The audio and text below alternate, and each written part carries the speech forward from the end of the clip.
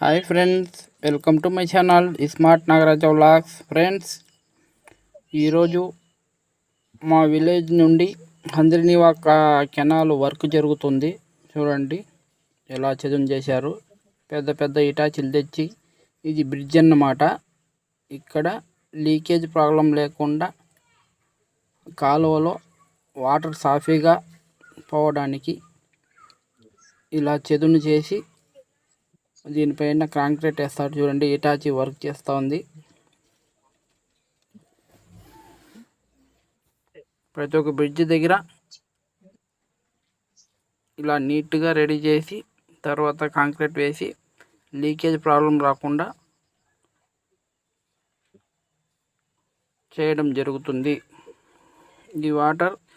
ఈ కాలువలో వాటర్ శ్రీశైలంలో స్టార్ట్ అయ్యి విజయవాడ దాటి చిత్తూరు జిల్లాలో ఎంటర్ అయి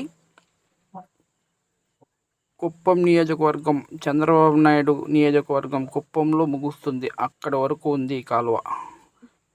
ప్రస్తుతం ఈ కాలువ పనులు జరుగుతున్నాయి. ఫ్రెండ్స్ చూడండి,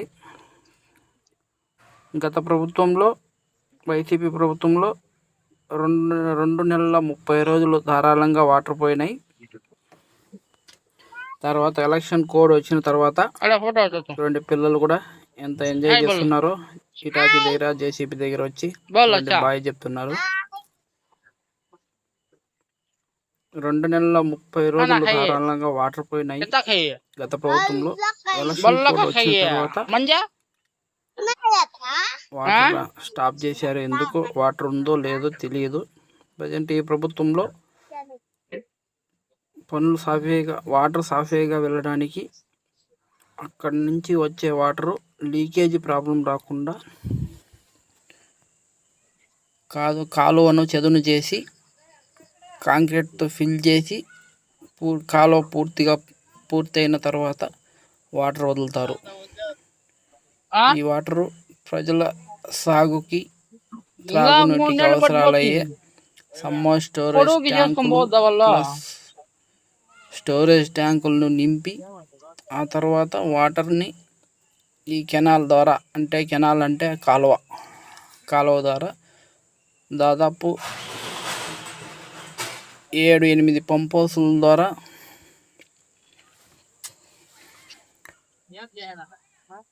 షిఫ్టింగ్ చేయడం జరుగుతుంది.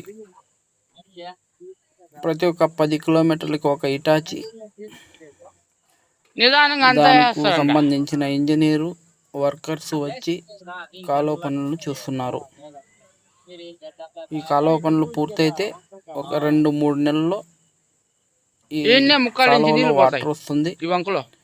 ప్రజల అవసరాలకైన వాటరు, పొలాలకు సంబంధించి కొన్ని లక్షల ఆయకట్టుకు సాగునీరు ప్లస్ ప్రజలకు అవసరమైన త్రాగునీరు అందించడానికి గత ప్రభుత్వము ప్రయత్నించింది. ఈ ప్రభుత్వం కూడా ప్రయత్నిస్తూ ఉంది.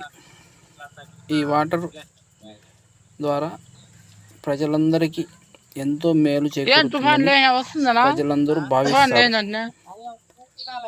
సముద్రంలో పోయే జలాలను ఒడిసి పట్టుకొని ఇలాంటి రాయలసీమ ప్రాంతానికి, వర్షాలు లేని రాయలసీమ ప్రాంతానికి సాగునీరు అందించి సస్యశ్యామలం చేయాలనుకుంటున్నారు. Friends, please subscribe my channel.